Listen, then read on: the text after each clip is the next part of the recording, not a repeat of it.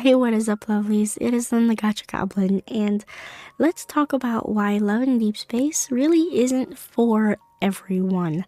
Now, this is actually something that is a very interesting topic to me because it is coming from a gacha background, right? So Love and Deepspace is an otome gacha game, meaning that it is kind of like a live service game that does updates every few months, every few weeks in terms of like the content that is available. You have to pull on different banners and whatnot, and there are daily tasks that you need to complete, weekly tasks that you need to complete, and it gets very, very monotonous. Now, people who come from a visual novel background, who have never touched a gacha game before, and maybe somebody who has played many games that are not live service games, suddenly come into Love and Deepspace and they're like, where's all the story? You know, there are a lot of things, a lot of factors that people need to kind of like learn and experience first off in Love and Deepspace, or in like their first gacha game or first otome game, and realize that, oh, you know, this game may not be what I'm used to. This game may not be what I want. And that is okay, okay? It is a-okay to not like Love and Deepspace. You are totally free to do that. But I would rather, people not actually shit on the game. Because it is still something that is a really cool thing for people to experience and for women to really play and enjoy. That being said, you're still valid in your opinions if you don't like gacha games in general. So this honestly is a conversation not only about Love and Deepspace, but any gacha game in general, because of the way that they're structured and because of the way that, people have to play these games. A lot of people complain that, the grinding is very difficult. And while I agree that the grinding is incredibly difficult in Love and Deepspace, I must say that grinding in this game or in gacha games is always hard.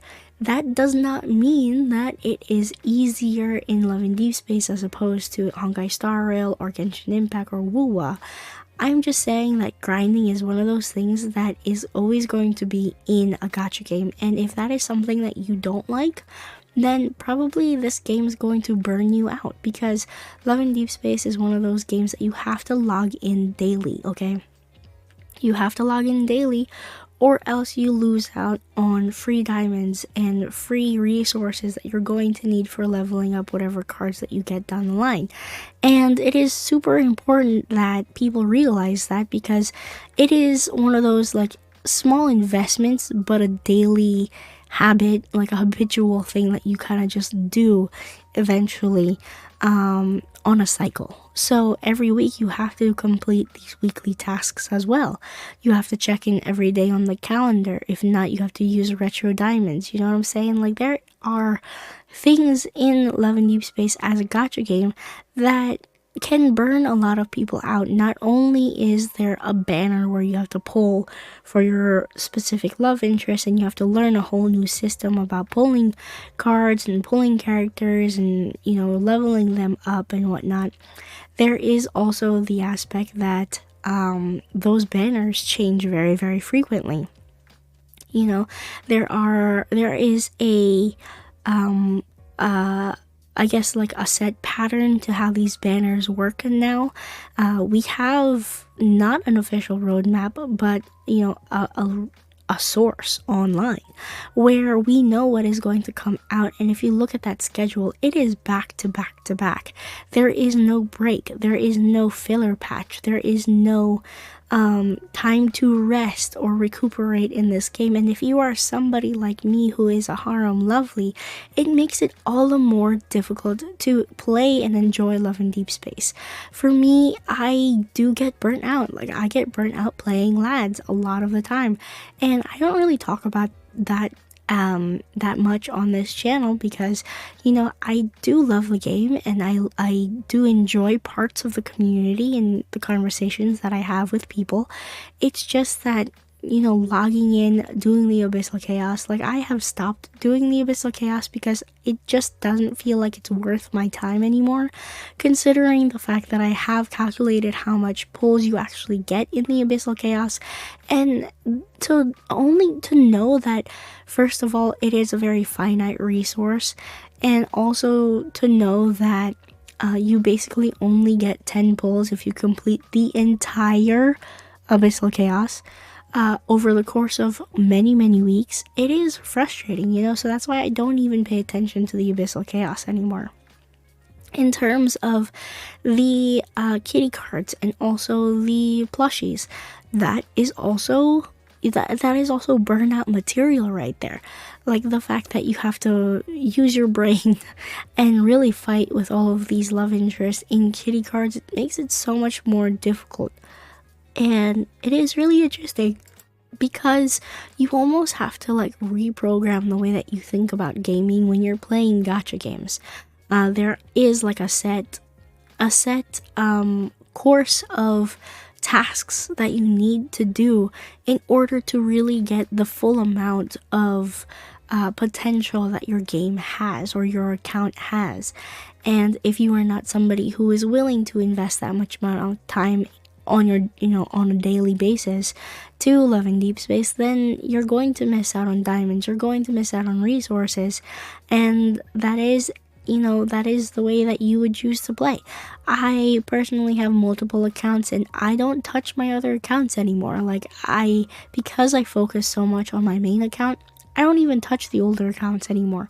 And that makes me a little bit sad because those accounts have helped me understand what it's like to be a free-to-play player, and because I know what it feels like, I don't want to play them. You know what I'm saying? I don't want to play those accounts because those accounts are so abysmal in terms of what memories I have, what diamonds I'm collecting, my battle power, and how fast I'm actually leveling up in those accounts, as opposed to the account that I'm actually spending money in. This is another thing that is going to put off a lot of players when it comes to gacha games. Sometimes you would feel like you have to spend money. Now, I'm not saying that you have to, but it is one of those things where if you do, it makes the player experience a lot more enjoyable, and that is done for a very specific reason, and that reason is that gacha games are incredibly predatory. It doesn't matter what kind of gacha game you play, whether it's an otome gacha game or whether it's an open world adventure gacha game, they are all incredibly predatory, and they are going to make you feel like you have to spend money in their game, especially in order to level up different characters, especially to make you feel like you're only going to get the best things if you continuously pull and get multiple copies of a certain kind of card. That is something that these games really push on you. And that being said, Love and Deepspace does something that other games don't really do, and that is really heavily rely on the FOMO aspect of this game.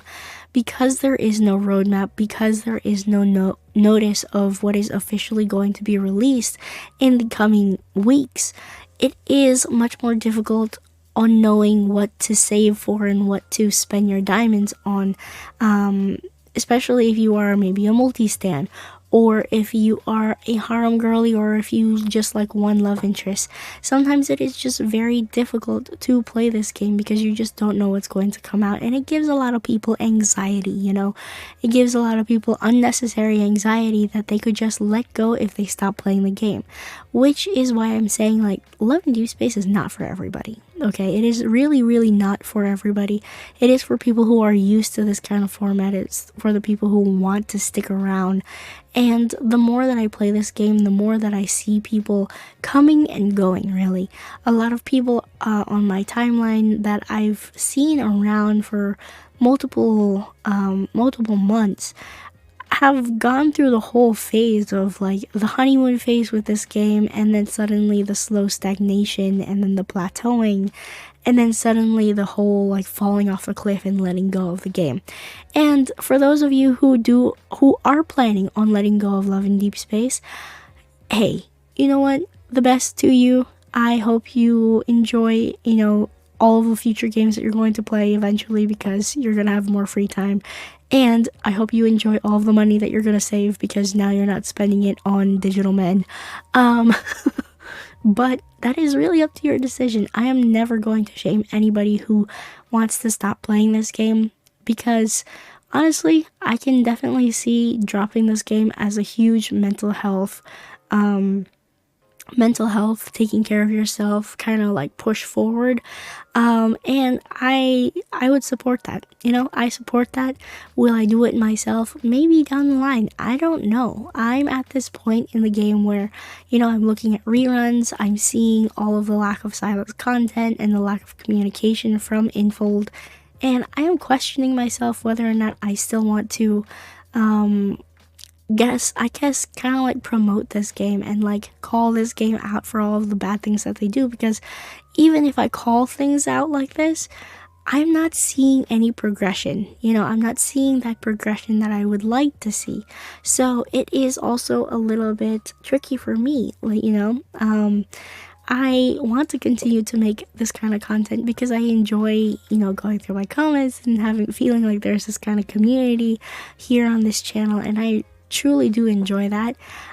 It's just, it is very disheartening when you know that the company that you're talking about doesn't give they don't give a rat's ass about the community, and that is what makes me the saddest. It's not really the grinding, it's not really it's not the other things in the game, really. It's just the lack of communication from Infold, and I actually feel like that is something that a lot of people will also be turned off by. Some people may be coming from playing massive amounts of indie games where the indie creators are super responsive and they like to talk to their community that they've built, whereas with Love and Deepspace, it's not like that. You're talking to a massive corporation and they have to, quote unquote, legally have to contact you with very neutral words, and they're not personable, So that is why I don't really think Love and Deepspace is for everybody. It is definitely for the mentally ill. That's a joke, guys. That is a joke. But it is really for a specific type of person out there, and I happen to fall into that category, and I am happy to be here for now. And yeah, that is pretty much my take on it. And if you don't continue to play Love and Deepspace, I hope that you do continue to stick around, though. At least then you'll know what's happening in the game if ever you wanted to pick it back up. But yeah, that is my take. Let me know what your thoughts are down below in the comments. But do you think that Love and Deepspace is for everyone? Or do you agree with me and think that it is tricky for people who may not be used to gacha? But yeah, if you want to subscribe to the channel, I cover Love and Deepspace. And that is pretty much it. Thank you all so much for watching. I am Lynn, the Gacha Goblin, and I will see you lovelies in the next video. Bye-bye now.